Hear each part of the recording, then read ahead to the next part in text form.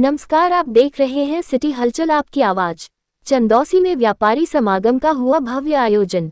संभल जनपद के चंदौसी आजाद रोड स्थित संजीवनी पैलेस में एक राष्ट्र एक चुनाव के विषय पर एक व्यापारी समागम का भव्य आयोजन किया गया, जिसमें मुख्य अतिथि के रूप पर भाजपा व्यापार प्रकोष्ठ के प्रत्येक संयोजक विनीत शारदा मौजूद रहे।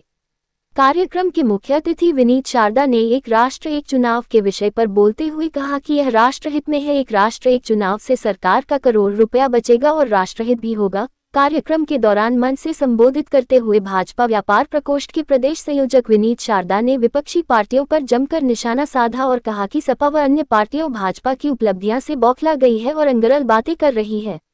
अब वह दिन दूर नहीं जब भारत एक नए आयाम को स्थापित करेगा। उन्होंने पहलगाम में हुए आतंकी हमले पर दुख जताते हुए कहा कि यह कायराना हमला है, जिसका जवाब भारत सरकार जल्द देगी और पाकिस्तान का नाम नक्शे से मिटा दिया जाएगा।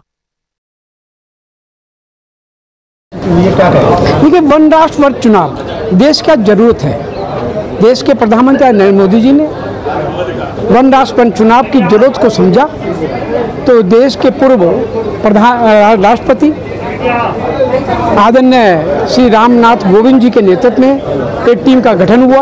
18,000 से ज़्यादा पन्नों का ड्राफ्ट तैयार करके उन्होंने कमेटी ने सौंपा, राष्ट्रपति जी को सौंपा, बिल पारित हुआ।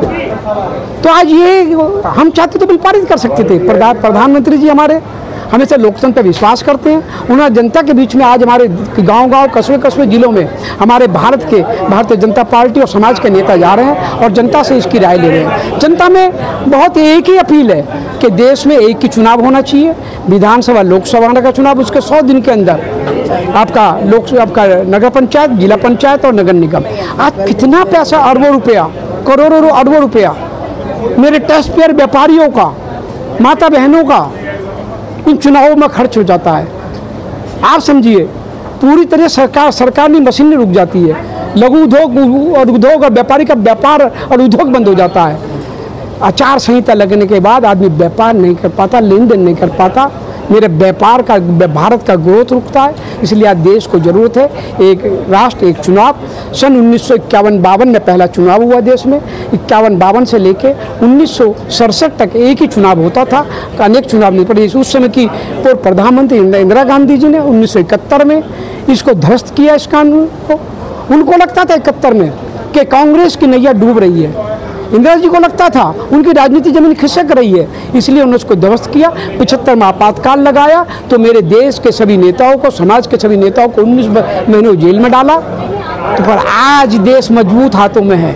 आज देश गुजरात के छोटे से गांव के चाय बेचने वाले व्यापारी के बेटे के हाथों में, देश के लोकप्रिय प्रधानमंत्री, विश्व के राजनेता नरेंद्र मोदी जी के नेतृत्व में एक राष्ट्र एक चुनाव होकर रहेगा। मेरा विश्वास है वो 2029 तक का चुनाव एक राष्ट्र एक चुनाव के तहत होगा। ये आज जनमानस विश्वास को करा। मैंने व्यापारियों से निवेदन किया है कि एक पोस्ट कार्ड प्रधानमंत्री जी को, एक पोस्ट कार्ड राष्ट्रपति जी को और एक पोस्ट कार्ड आपके चुनाव आयोग को भेजा जाए। और व्यापारी भेज रहा है, उनकी एक ही मांग है, एक राष्ट्र एक चुनाव। लगातार विपक्षी पार्टियां इसका विरोध कर रही हैं। विपक्षी पार्टियों का सिर्फ भाई भतीजावाद, परिवारवाद और मेरे 140 करोड़ देवतुल्य जनता के खून पसीने कमाई को लूटने में लगी रहती थी। पहली बार 880 वर्ष के बाद पहली बार देश की बागडोर पृथ्वीराज चौहान 880 वर्ष पहले हिंदुओं के राजा हुए थे। तो 880 वर्ष का पहली बार देश में 800 हिंदुओं के राजा कोई हुआ तो उसका नाम नरेंद्र मोदी है। देश में, प्रदेश में योगी आदित्यनाथ। पालीग्राम में जितने आदमी मारे गए हैं, अभी तक मोदी ने कोई कार्रवाई नहीं करी है। कहने के लिए विपक्ष लगातार जोर लगाया और कह रहे हैं पाकिस्तान जो धमकी दे रहा है तो कभी परमाणु बम छोड़ देंगे। क्या कहना? मेरे मित्र, 22 अप्रैल की घटना मेरे भारत माता के शरीर में जख्म पे जख्म देने वाली थी। मेरे भारत माता को घायल करने वाली थी। मेरे देश की 140 करोड़ देवतुल्य जनता को विश्वास है कि देश के प्रधानमंत्री नरेंद्र मोदी जी, गृह मंत्री जी और रक्षा मंत्री, ये त्रिवेणी पाकिस्तान को जवाब देगी मुँह तोड़।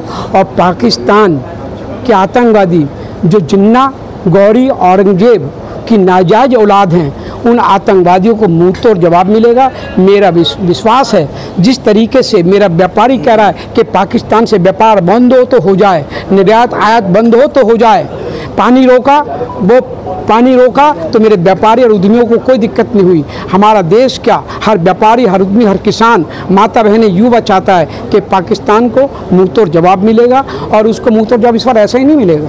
मुझे विश्वास है अपने प्रदेश के प्रधानमंत्री जी पे, मुझे विश्वास है मैं नरेंद्र मोदी जी की सरकार पे। इन जयचंदों की, इन गौरी और बाबा और जिन्ना की नाजायज औलादों को मुंह तोड़ जवाब मिलेगा। दूसरी तरफ कांग्रेस से लगातार ये कह रहा है कि जाति जनगणना करा रहे हैं मोदी जी, ये जो है मन भटकाने, ध्यान भटकाने वाली बात कर रहे हैं कि इस तरह से युद्ध न हो।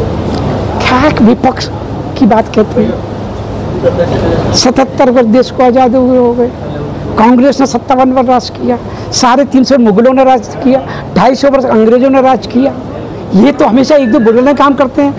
कांग्रेस ने क्यों नहीं जाति जनगणना करा दी? तो कह रहा हम उनके साथ हैं। अच्छा, एक तरफ तो क्या जी कह रहे हैं हम साथ हैं, उनके साथ रहेंगे। क्यों नहीं? युद्ध के साथ हैं। अगर युद्ध के साथ हैं, हम उनका स्वागत करते हैं, वो हमारे साथ हैं तो देश स्वागत करेगा। पर उनके उत्तर प्रदेश के अध्यक्ष अजय राय राफेल का एक खिलौना लेके भारत के सैनिकों का मनोबल गिराने का काम कर रहे हैं, उसको कौन अपनी पार्टी से निकाल के बाहर फेंका? अजय राय को कौन अभी तक निलंबित कर दिया? कौन समाजवादी पार्टी के नेता एक तरफ समर्थन करते हैं, एक तरफ उनके नेता उल्लू बोलते हैं। विनीत जी, गोरखपुर में कार्यक्रम के दौरान सपा के जो मुखिया है अखिलेश यादव, उन्होंने कहा कि पहलगाम को लेकर भाजपा जो है वो दिखावा कर रही है, क्या कहेंगे? इनको अभी जवाब मिल जाएगा साहब, बहुत जल्दी जवाब मिलेगा। और मैं ये जवाब ऐसा मिलेगा कि मुझे लगता है विश्व के नक्शे से पाकिस्तान का नक्शा, विश्व के नक्शे पाकिस्तान का नामो निशान खत्म करने का काम अगर कोई करेगा तो मेरे भारत की मोदी सरकार करेगी। और मैं इतना विश्वास के साथ कहता अपने मोदी जी पे, अपने प्रधानमंत्री जी पे, अपने गृह मंत्री, अपने रक्षा मंत्री जी पे, कि भारत माता को जिस प्रकार से इन जयचंद, जिन्ना, गौरी कि आतंकवादी इनकी संतानों ने, आतंकवादी संतानों ने जो भारत माता को घायल किया, इनको मुंह तोड़ जवाब भारत की सरकार जल्दी देने वाली है।